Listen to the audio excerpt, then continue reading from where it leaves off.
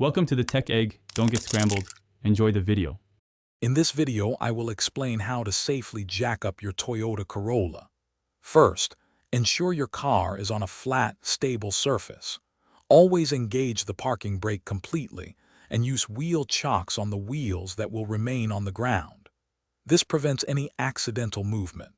Identifying the proper jacking points is crucial for both your safety and to avoid damaging your vehicle. For the front of your Corolla, you can use the central jacking point located just behind the engine, often a reinforced crossmember. Alternatively, use the sturdy pinch welds found along the side skirts near each front wheel. Always position your jack carefully to prevent slipping. Once the vehicle is lifted, immediately place jack stands under the pinch welds for secure support before working underneath. When lifting the rear of your Toyota Corolla, look for the central jacking point under the rear axle assembly.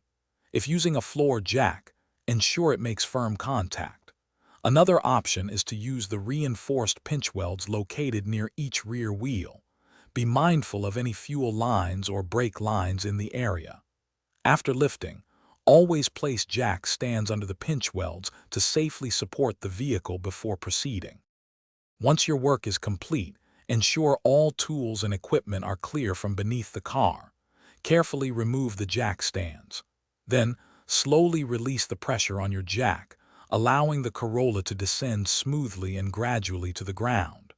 Once fully lowered, remove the jack.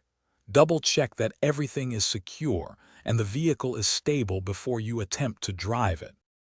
Thanks for watching. Consider subscribing if I helped unscramble your problems.